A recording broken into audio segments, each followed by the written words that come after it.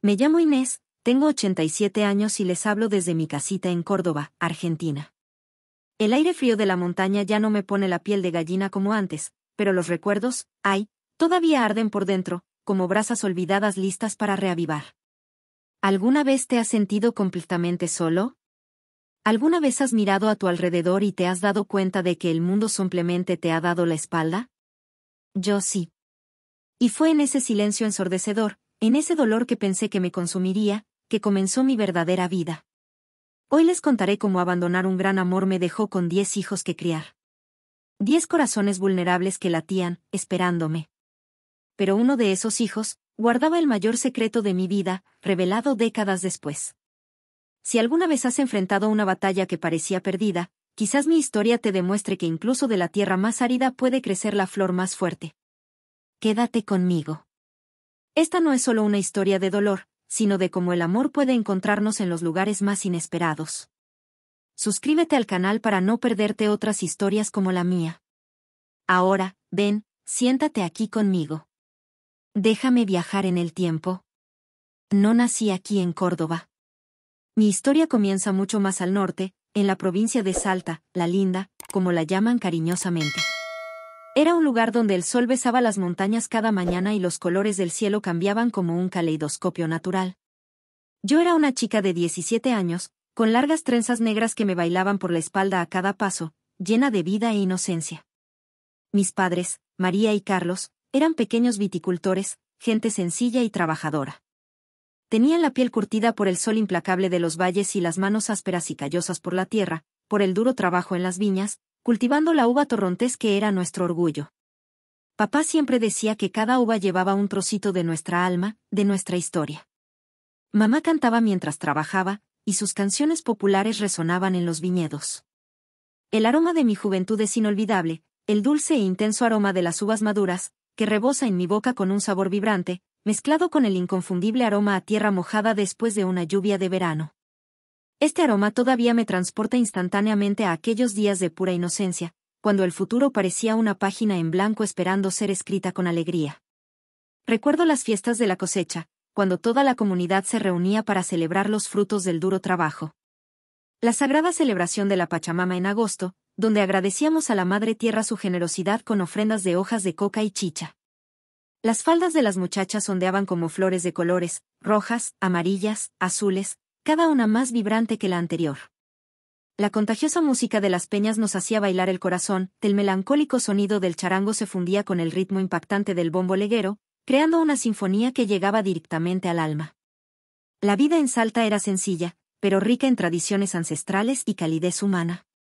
Las tardes se pasaban tranquilamente a la sombra de árboles centenarios, escuchando las fantásticas historias de los ancianos sobre espíritus de la montaña y amores ancestrales. Las noches eran mágicas, bajo un cielo estrellado que parecía bordado a mano por ángeles, lleno de canciones que resonaban por los valles y danzas que contaban historias sin palabras. Mis sueños de entonces eran modestos y dulces: casarme con un buen chico de la zona, alguien que comprendiera nuestras tradiciones, unos niños correteando por el jardín, una vida tranquila al ritmo de las estaciones. No sabía que el destino tenía otros planes para mí, mucho más grandiosos, dolorosos y transformadores de lo que jamás hubiera imaginado. Fue en una de estas fiestas, durante la celebración de San Juan en junio, cuando las hogueras iluminaban la fría noche y el aroma de la comida tradicional perfumaba el aire, que lo vi por primera vez. Mateo. Su nombre aún resuena en mi corazón como una melodía lejana, llena de nostalgia y dulzura. No era de Salta, eso se notaba en su forma de vestir, hablar y comportarse. Era porteño, llegado directamente de Buenos Aires, con un aire cosmopolita y sofisticado que ningún otro joven de nuestra región poseía. Había algo magnético en él, un brillo en sus ojos que atraía miradas a lo lejos. Tenía exactamente 20 años, con ojos color miel pálido que brillaban con una inteligencia aguda y un misterio que me cautivó al instante. Su sonrisa era contagiosa, de esas que desmantelan cualquier defensa y aceleran el corazón sin previo aviso. Trabajaba para Ferrocarriles Argentinos, una de las principales compañías ferroviarias del país, como ingeniero agrimensor, trazando nuevas rutas a través de las montañas y valles del norte de Argentina. Era un hombre de paso, un espíritu aventurero cuyo trabajo lo llevaba a lugares exóticos y lejanos, llenos de historias fascinantes. Pero yo, en mi dulce inocencia juvenil, No entendía del todo lo que esto significaba, que era como el viento, moviéndose a su antojo sin ataduras. Recuerdo vívidamente el primer encuentro entre nuestras miradas. Estaba bailando una chacarera con mi prima Rosa cuando lo vi apoyado en una de las columnas del salón comunitario, observando con curiosidad la fiesta. Cuando nuestras miradas se cruzaron, sentí como si el tiempo se hubiera detenido.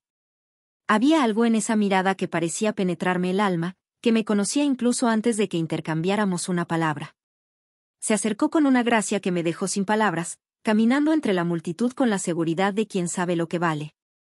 ¿Me permite bailar, señorita?, preguntó, con su voz profunda y melodiosa, cargada de un acento porteño que sonó como música para mis oídos inexpertos.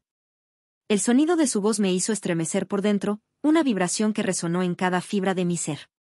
Mis mejillas se sonrojaron como tomates maduros, pero acepté, colocando mi pequeña y temblorosa mano en la suya. Nuestros cuerpos se encontraron en la pista de baile improvisada, girando al ritmo de una samba melancólica. Nuestras miradas se cruzaron en un silencio elocuente que hablaba más fuerte que 1000 declaraciones de amor. El roce de su mano en mi cintura fue eléctrico, una corriente de energía pura recorriendo todo mi cuerpo, despertando sensaciones que ni siquiera sabía que existían. Me contó historias fascinantes sobre la capital federal, sus grandes avenidas arboladas como la Avenida de Mayo, sus majestuosos teatros y sus elegantes cafés donde los intelectuales discutían sobre arte y política hasta la madrugada. Me habló de los sensuales tangos que llenaban la vida nocturna porteña, de la arquitectura europea que dejaba atónitos a los turistas. Yo, que nunca había salido de Salta, me sentí transportado a un mundo encantado, un universo de infinitas posibilidades que jamás imaginé. Buenos Aires es una ciudad que nunca duerme, Inés, me decía con los ojos brillantes de entusiasmo. Las luces de la ciudad son como estrellas terrenales, y siempre hay algo sucediendo, siempre una nueva aventura esperándome. Sus descripciones eran tan vívidas que casi podía ver las calles bulliciosas, casi oír el traqueteo de los tranvías y el murmullo constante de la metrópolis. Nuestro romance comenzó en secreto, como suele ocurrir con los mejores amores, lejos de las miradas indiscretas de la pequeña comunidad y de la mirada vigilante de mis padres, quienes jamás aprobarían una relación con un forastero, y menos con un porteño que pudiera llevarse a su hija. Nos conocimos en secreto, cerca del río Arenales, donde el suave rumor del agua amortiguaba nuestras risas tímidas y nuestros apasionados susurros.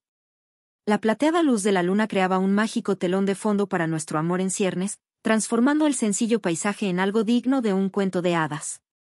Siempre traía regalos pequeños pero significativos, alfajores de maicena recién hechos, dulces y suaves, que se deshacían en la boca, y pequeños libros de poesía.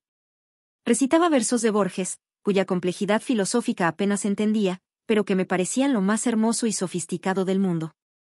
Era como si me trajera fragmentos de la gran ciudad, ventanas a un universo de cultura y refinamiento que había ignorado por completo. En los laberintos de la ciudad, declamó con su voz melodiosa, siempre hay un nuevo camino por descubrir, así como en nuestro amor siempre hay una nueva profundidad por explorar. Sus palabras eran como miel para mi alma sedienta, cada verso, una promesa de un gran futuro a su lado. Pasamos horas hablando de todo y de nada, soñando despiertos, planeando un futuro que parecía tan real y tangible bajo el manto estrellado del cielo de Salto. Habló con un entusiasmo contagioso de una vida juntos en la capital, de una elegante casa con jardín francés en el barrio de Palermo, de niños que asistirían a las mejores escuelas y tendrían acceso a una educación refinada. Pintó una imagen tan vívida de nuestro futuro que casi podía tocar esa vida dorada con la punta de los dedos. Te encantará el Teatro Colón, me prometió, tomándome la mano con ternura. Veremos las mejores óperas del mundo, y lucirás vestidos preciosos que harán que todos los porteños se mueran de envidia. Cerraba los ojos y me imaginaba, elegante y sofisticada, caminando por los dorados pasillos del famoso teatro, junto al hombre que amaba. Cada encuentro fortalecía aún más mi amor por él, arraigándose profundamente en mí hasta convertirse en el motor de mi existencia. Vivía de encuentro en encuentro, contando los días, las horas, los minutos hasta poder volver a verlo. Mis días parecían descoloridos cuando él no estaba, y solo cobraban vida y sentido en su presencia. Sus cartas, cuando tenía que viajar a otras ciudades por trabajo, eran mi tesoro más preciado. Las leía y releía cientos de veces, memorizando cada palabra, cada coma, cada expresión de cariño. Mi querida Inés, escribió con su elegante caligrafía, cada kilómetro que me separa de ti es una eternidad, pero cada línea de tren que trazaste me acerca al día en que podamos estar juntos para siempre. Sus besos eran cálidos y apasionados, sus abrazos un refugio donde me sentía protegida de todos los males del mundo. En sus manos, callosas por el trabajo pero suaves como la seda, encontré una paz que nunca antes había experimentado. Era como si mi corazón hubiera encontrado su hogar, su refugio. Nadie nos separará, Inés, repetía una y otra vez, apretándome la mano con fuerza y determinación, con sus ojos color miel fijos en los míos como para grabar su promesa en mi alma. Nuestro amor es más fuerte que las montañas de Salta, más profundo que el río más caudaloso. Nada ni nadie podrá romper lo que hemos construido juntos. Y creí. Creí con cada fibra de mi ser, con la absoluta inocencia de una joven que jamás había conocido la desilusión, que jamás había experimentado el dolor abrasador de la traición o el abandono. Creí que el amor verdadero siempre encuentra un camino, que las promesas hechas bajo las estrellas son sagradas e inquebrantables. Mi fe en nuestro amor era inquebrantable, sólida como las montañas que nos rodeaban.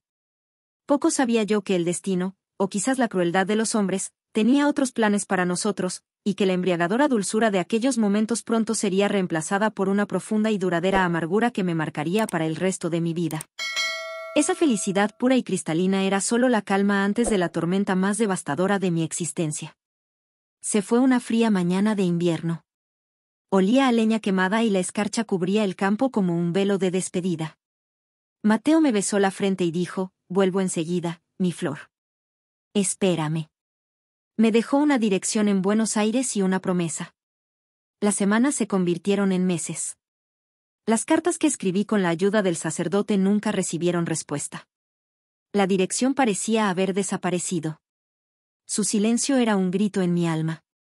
Y entonces, el peor descubrimiento, estaba embarazada. El miedo y la vergüenza me consumían. El mundo se derrumbaba a mi alrededor, dejándome sola para afrontar las consecuencias de un amor que resultó ser un espejismo. Decírselo a mis padres fue lo más difícil de mi vida. Mi padre, un hombre duro y tradicional, sintió la deshonra como un puñal en el pecho. Sus ojos, normalmente cálidos, ahora estaban fríos, llenos de decepción. Mi madre lloró en silencio durante días. En aquel entonces, ser madre soltera era una vergüenza insoportable. Yo era la mancha, el error que había que ocultar. Me enviaron a un convento en Córdoba para ocultar el problema. Me echaron de mi propia casa, de mi mundo. El tren que me llevó se sintió como un ataúd en movimiento. Mirando por la ventana, vi las montañas de mi infancia despidiéndose. Era la primera vez que el mundo me daba la espalda. En el convento olía a cera, a incienso y a profunda soledad. En el convento, los días se hacían monótonos. Ayudaba en la cocina, siempre con la barriga creciendo y el corazón dolido. Las noches eran lo peor, la soledad se volvía insoportable y los recuerdos de Mateo me atormentaban. Y entonces llegó el día. En una noche fría y lluviosa, con la tormenta azotando las ventanas, comenzó el dolor. Pasaron horas de agonía hasta que nació, una niña pequeña pero fuerte, con un llanto vigoroso. La abracé, y en ese instante todo el dolor pareció desaparecer, reemplazado por un amor inmenso. La llamé Soledad, un nombre que en ese momento resumió mi existencia, pero que cobraría un nuevo significado. Pero la alegría duró poco. Sabía que no podía quedármela, ese era el trato. El convento tenía un orfanato anexo, un lugar triste, pero lleno de vida. Los niños eran abandonados por toda clase de miserias, pobreza, enfermedad, padres que no podían criarlos. Las monjas me encontraron trabajo en la cocina del orfanato. Fue allí, entre el olor a pan recién horneado y sopa de verduras, que mi corazón empezó a cambiar. Vi a esos niños, el pequeño Santiago, de 5 años, que lloraba cada noche por su madre, la pequeña Luna, de 3, con ojos asustados, del recién nacido abandonado en la puerta. Eran 9, además de mi soledad. 9 almas perdidas, cada una clamando amor. Cada día me sentía más conectada con ellas, como si fueran mis propias hijas. Todas las noches iba a la guardería a ver a Soledad. Su carita, tan parecida a la de Mateo, me traía alegría y tristeza. El dolor de su abandono se mezclaba con la culpa de tener que abandonarla también. Un día, la Madre Superiora, la hermana Teresa, me encontró llorando en la cocina. Me tomó las manos y me dijo, Inés, el dolor puede ser veneno o fertilizante. Tú decides qué hacer con él. Esas palabras fueron como un rayo de luz en la oscuridad. Me hicieron ver que tenía una opción, no era solo una víctima de las circunstancias, sino la protagonista de mi propia historia. Esa noche no dormí. Miré el cielo estrellado de Córdoba y tomé una decisión que cambiaría mi vida para siempre. No me iría. No abandonaría a mi hija ni a esos otros 9 niños que se habían anidado en mi corazón. Si el mundo les diera la espalda, yo sería su mundo. Sería la madre que nunca tuvieron. A la mañana siguiente, fui a ver a la hermana Teresa. Quiero adoptarlos a todos. A los 10, le dije. Me miró como si estuviera loca. Y quizá lo estaba, una locura nacida del dolor y del amor más puro. Que Dios te bendiga, hija mía. Te ayudaré, dijo. Ese día decidí no solo mi futuro, sino el de mis 10 hijos. Me llevó años de lucha incansable, una batalla diaria que puso a prueba cada fibra de mi fuerza y determinación. Años de burocracia laberíntica, de papeles misteriosamente perdidos, de empleados que me miraban con recelo y me preguntaban cómo una mujer sola y sin posesiones podía criar 10 hijos. Años de trabajo duro, literalmente de sol a sol, aceptando cualquier trabajo que se me presentara para reunir cada peso, cada centavo que me acercara a mi sueño imposible. Limpié las casas de familias adineradas de Córdoba, fregando suelos de mármol hasta dejarme las manos en carne viva, limpiando baños de lujo y haciendo camas de seda mientras soñaba con el día en que mis hijos al menos tuvieran sábanas limpias y calentitas. Lavaba la ropa en el río durante los crudos inviernos, cuando el agua helada me cortaba la piel como navajas, pero seguía enjabonando y enjuagando, porque cada prenda sumaba unas monedas más a mi pequeño tesoro. Cocinaba para los párrocos, preparando comidas abundantes para los santos hombres mientras mi estómago rugía de hambre.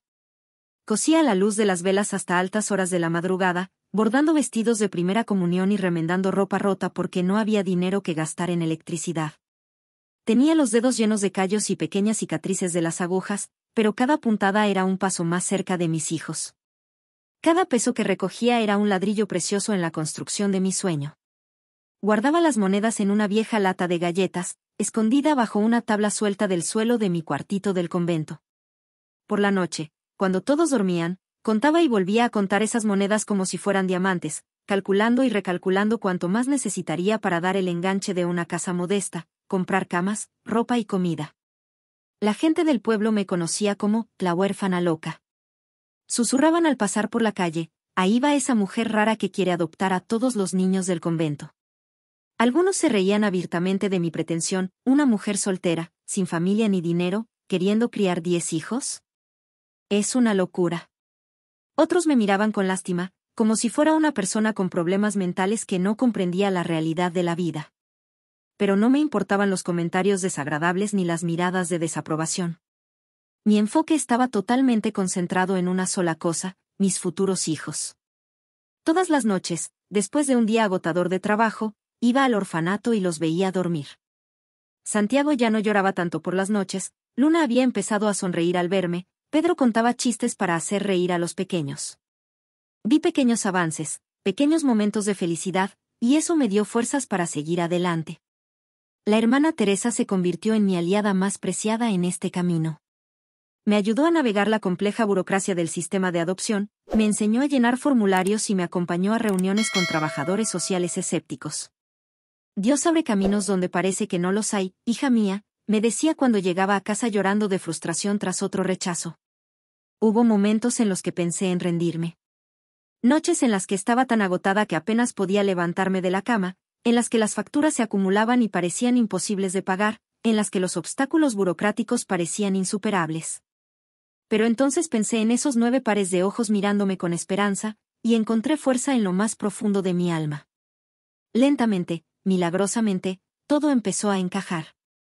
Con la ayuda de la hermana Teresa y algunos benefactores anónimos, buenas personas que creyeron en mi misión incluso cuando yo dudaba de mí misma, obtuve la custodia legal de cada uno de los niños, uno por uno.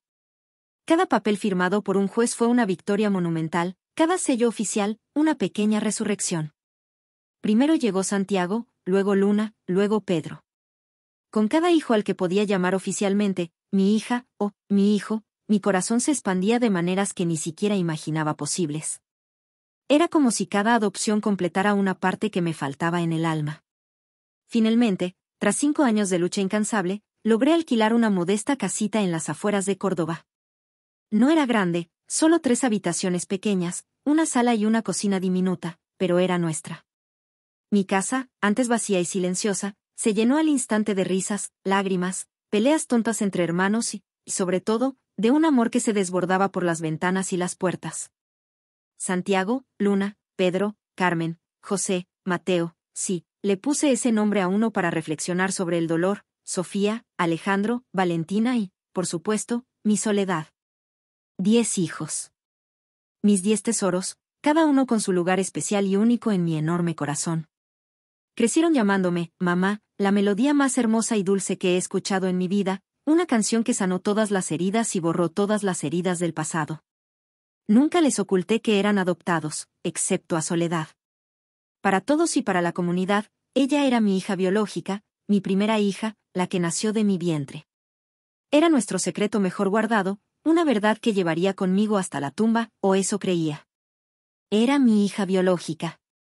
La vida con 10 hijos era un torbellino diario de energía y emociones, un caos organizado que aprendí a amar con cada fibra de mi ser. Era como dirigir una orquesta donde cada instrumento tocaba su propia melodía, pero juntos creaban una sinfonía única y hermosa, llena de disonancias y armonías que solo quienes han vivido esa experiencia pueden comprender. Mi casa era pequeña, solo 3 recámaras diminutas, una sala que hacía las veces de comedor y una cocina del tamaño de un armario, pero siempre había espacio para un abrazo más, una risa más, un grito más de emoción, mami, mira lo que hice. Las paredes eran delgadas y viejas, pero latían con vida, llenas de amor y recuerdos que se acumulaban día tras día. Las mañanas empezaban antes del amanecer, con el reconfortante aroma del café fuerte y el pan casero que horneaba de madrugada. La prisa matutina por preparar a 10 niños para la escuela era épica, era como un general organizando a mis tropas, distribuyendo uniformes limpios, revisando las tareas y preparando 10 loncheras diferentes porque cada niño tenía sus propias preferencias y alergias. A Santiago le gustaba el pan con dulce de leche, a Luna solo le gustaban los sándwiches de queso sin los bordes, y a Pedro le encantaban las empanadillas.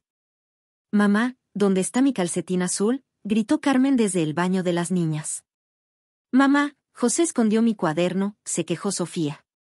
Mamá, mamá, mamá, era el estribillo constante que me llenaba el día, una canción que nunca me cansaba de oír, porque cada llamada significaba que me necesitaban, que tenía un propósito, que era madre de verdad.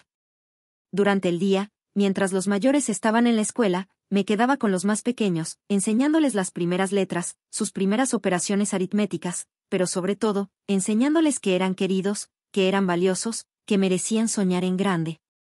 Valentina, la más pequeña, pasaba horas en mi regazo mientras yo cosía afuera, con sus pequeñas manos jugando con los retales de colores. Las tardes eran para hacer las tareas, me sentaba a la mesa de la cocina con infinita paciencia, ayudando a cada niño según fuera necesario. José era brillante en matemáticas, a Santiago le encantaba la historia, Luna tenía un talento natural para el dibujo. Descubrí los talentos únicos de cada niño y me aseguré de cultivarlos, incluso con recursos limitados. Las cenas eran un caos y un caos. Todos hablaban a la vez, contando las aventuras del día, las travesuras en la escuela y los sueños para el mañana. La mesa pequeña estaba apretada, los codos chocaban y la sopa a veces se derramaba, pero había una alegría contagiosa que transformaba nuestra modesta comida en un festín regio.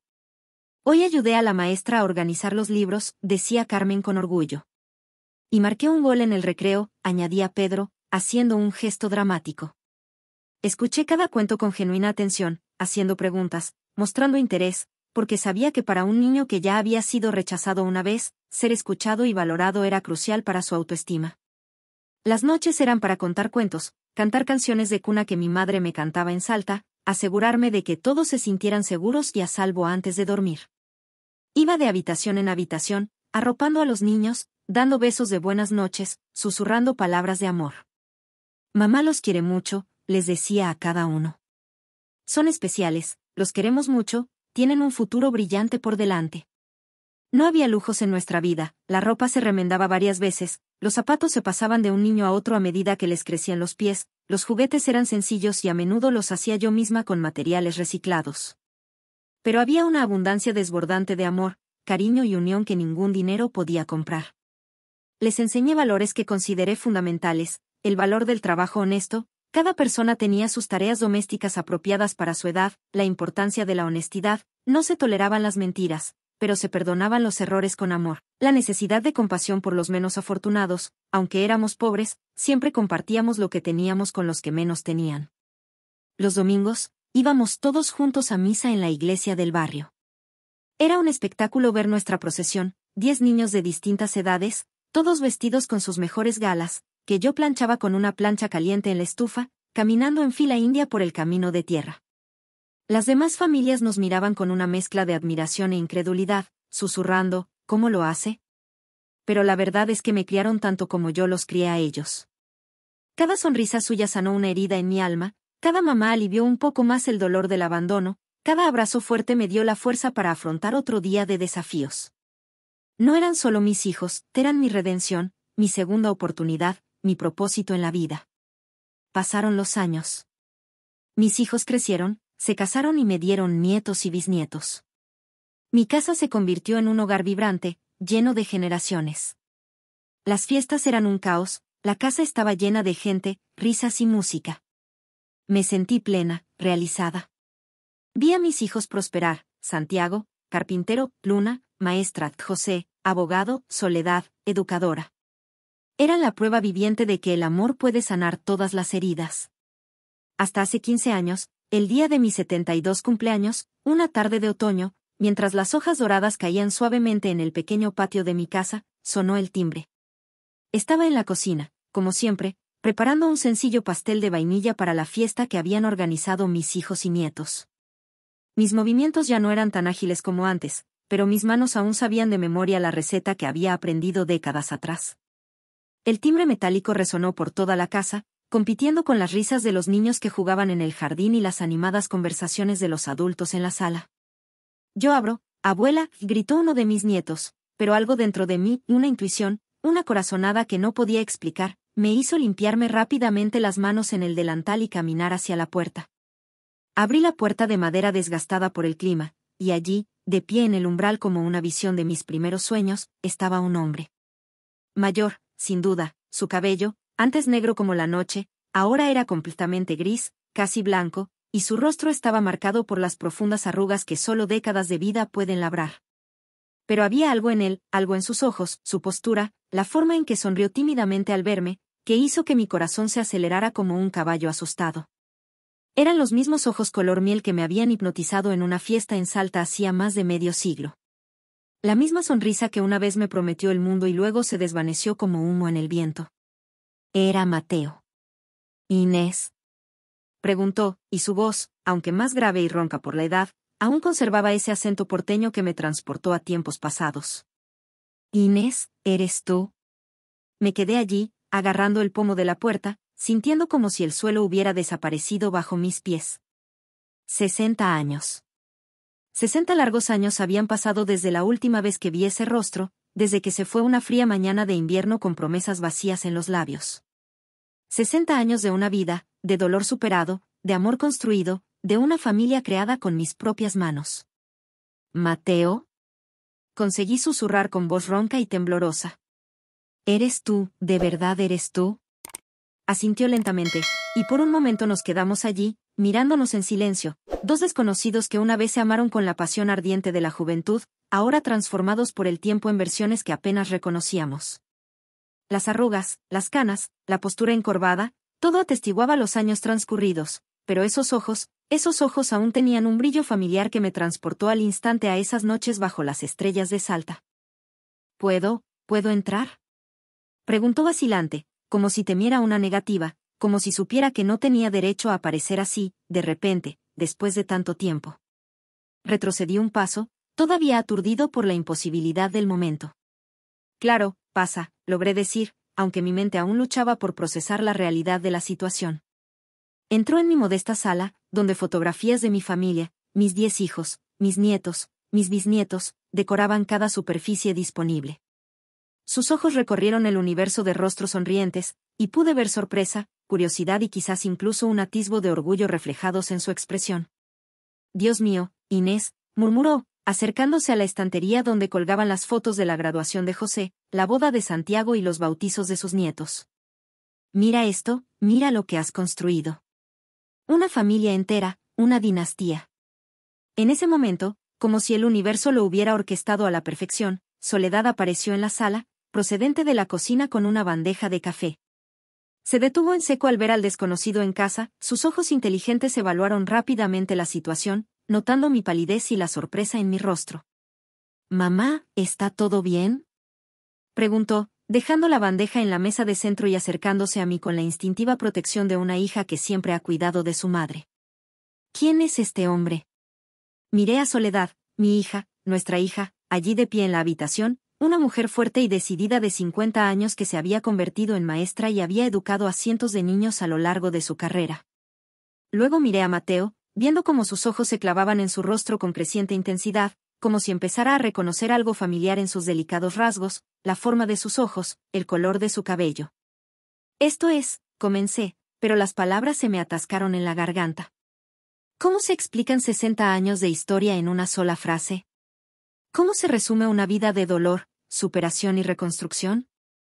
Mateo dio un paso adelante y le ofreció la mano a Soledad. «Me llamo Mateo», dijo somplemente. «Mateo Rivera. Yo conocí a tu madre hace mucho tiempo. Hace mucho tiempo, cuando éramos jóvenes». Soledad le estrechó la mano cortésmente, pero pude ver en sus ojos que estaba asimilando algo, conectando los cabos de una historia que quizá ya conocía mejor de lo que yo creía.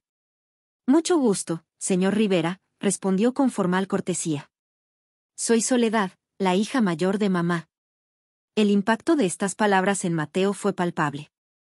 Soltó la mano de Soledad y la miró con una intensidad renovada, recorriendo con la mirada cada detalle de su rostro, sus pómulos prominentes, la forma de sus ojos, idénticos a los suyos, el color de su cabello, del mismo castaño que el suyo había sido en su juventud. «Tu hija mayor», repitió lentamente, como saboreando cada palabra. Luego se volvió hacia mí, y en esa mirada había una pregunta que no se atrevió a formular en voz alta.